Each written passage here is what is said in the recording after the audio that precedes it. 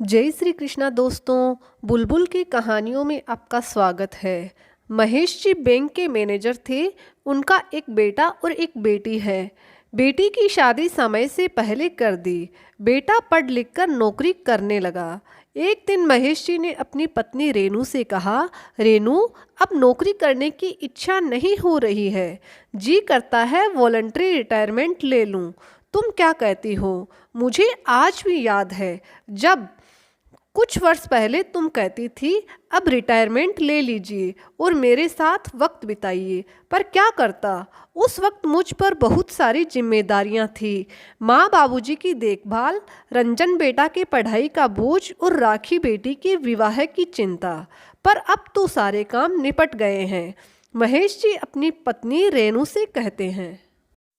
रेनू जी मुस्कुराकर बोली, किसने मना किया है? मैं तो कब से कह रही हूँ, आप रिटायरमेंट ले लीजिए। जीवन की सांझ होने चली है। कम से कम अब तो अपना वक्त मेरे लिए रखिए। अब तो माँ बाबूजी भी चले गए।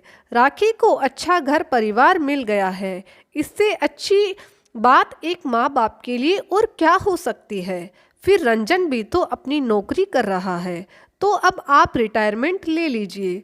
तभी रेनू जी की बहू रजनी आई और बोली, मम्मी, यह कैसी बातें कर रहे हैं? क्या पापा जी को पैसे अच्छे नहीं लगते जो रिटायरमेंट ले लेंगे? और अभी सारी जिम्मेदारियां कहाँ खत्म हुई है?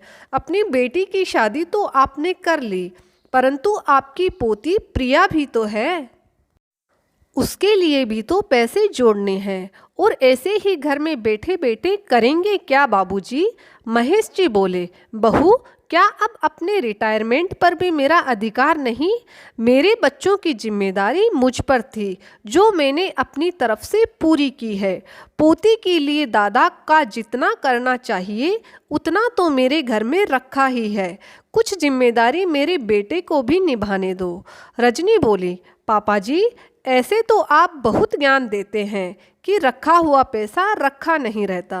रेनू जी बोली, बहू, जमीन और घर पैसा नहीं होता, उसके दाम तो बढ़ते ही जाते हैं।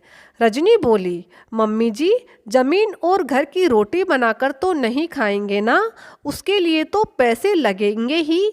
इतना कहकर वह वहाँ से चली गई। महेश बाबू बोले, देखा रेनू, अभी मैंने रिटायरमेंट लिया नहीं कि मेरी रोटी का भी हिसाब लगने लगा। रेनू जी बोली, आप बहू की बातों पर ध्यान मत दीजिए। इसका व्यवहार तो अपने मायके वालों के लिए भी ऐसा ही है। आप तो रिटायरमेंट ले लीजिए। जो पैसे मिलेंगे उसे हम बैंक में जमा कर देंगे। उससे जो राशि आएगी उससे हम दोनों का गुजारा अच्छी तरह से हो जाएगा।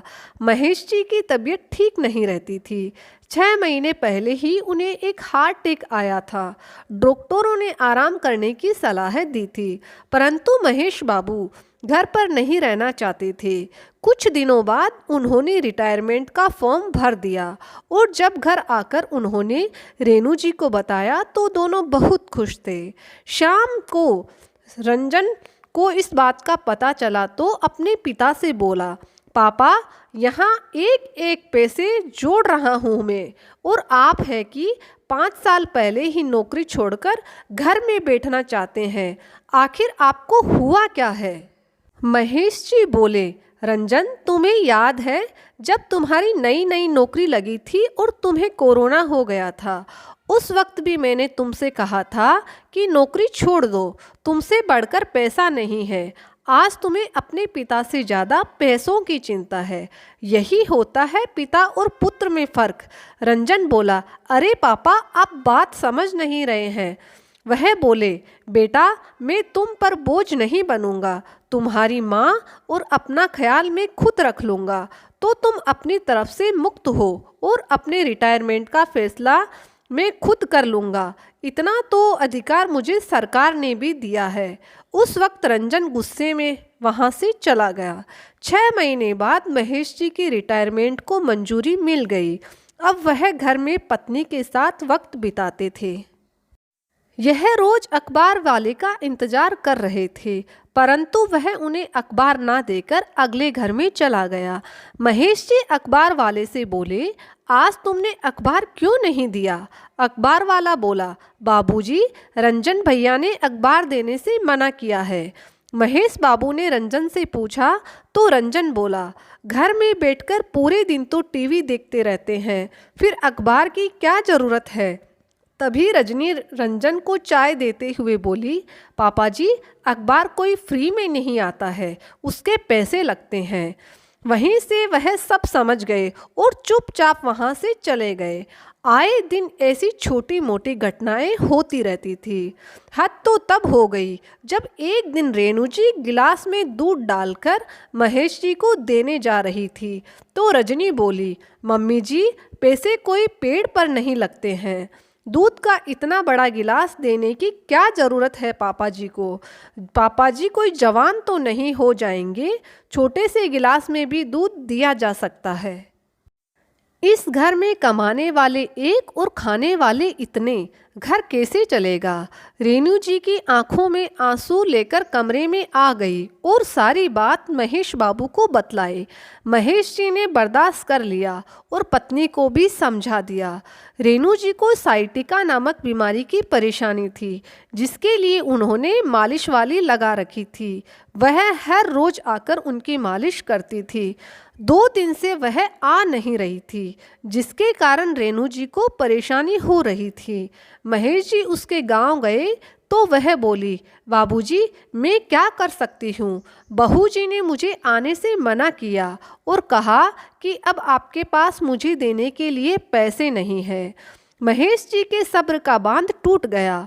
उन्होंने मालिश वाली को 2 महीने के पैसे एडवांस में दे दिए और बोले, तुम 2 महीने तक रेणु की मालिश करती रहो और याद रखो, बिना मुझसे पूछे तुम कभी ना मत करना।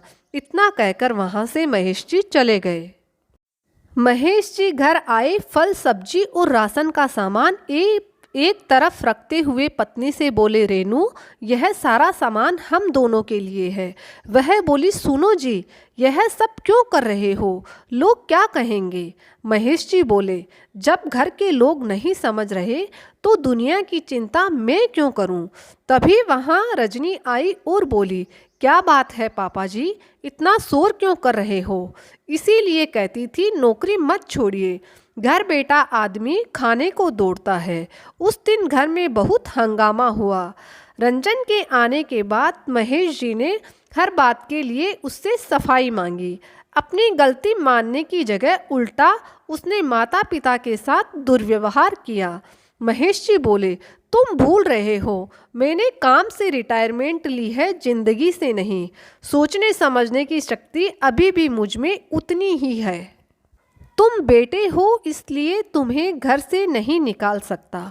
ऐसा करो, ऊपर के 2 कमरे खाली है, तुम उसमें रह लो, नीचे के हिस्से में हम दोनों रहेंगे। रजनी बोली, पापा जी, नीचे 4 कमरे हैं और आप 2 लोग, क्या चारों कमरों में रहोगे?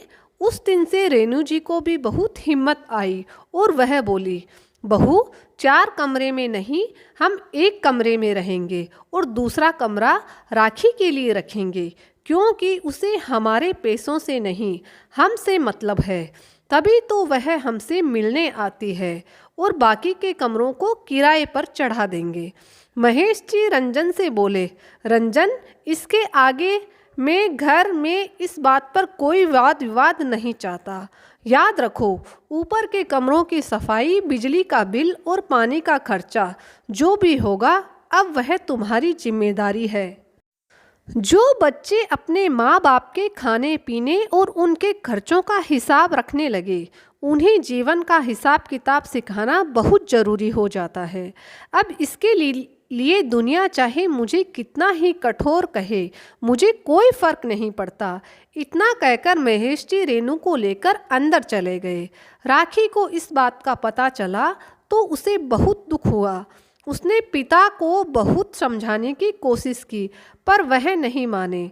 जब माँ ने सारी बात बताई तो बेटी ने हर फैसला माता पिता पर छोड़ दिया।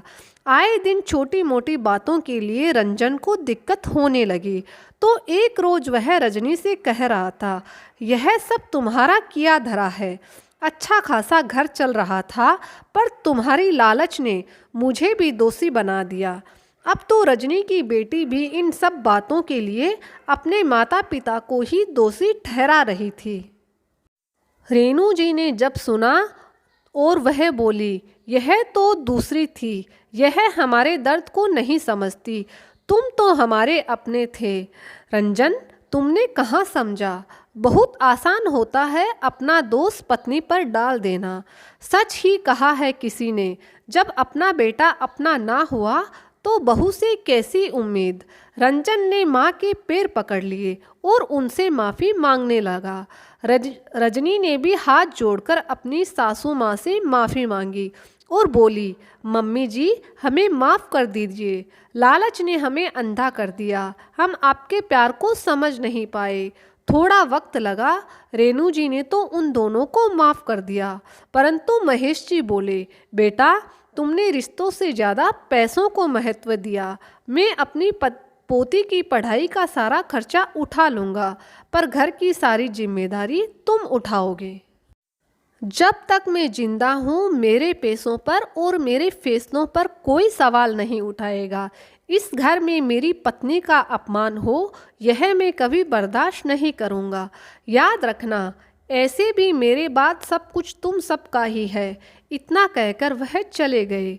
पोती दादी के गले लग गई और बोली, दादी दादाजी का फैसला बिल्कुल सही है। उन्हें अपने लिए जो करना है वह करेंगे। आखिर उन्होंने काम से रिटायरमेंट ली है, सोच और जिंदगी से नहीं ली। बेटी की बात सुनकर रंजन और रजनी को भी अपने किए पर पछतावा हुआ, क्योंकि यहाँ बहू के साथ बेटे का भी दोस्त था। फिर अंत भला तो सब भला। तो दोस्तों, आज की कहानी आपको कैसी लगी? अगर कहानी पसंद आई तो चैनल को लाइक और सब्सक्राइब जरूर करिएगा। मैं ऐसी ही पारिवारिक और मनोरंजक कहानियाँ आपके लिए लेकर आती रहूँगी। जय श्री कृष्णा।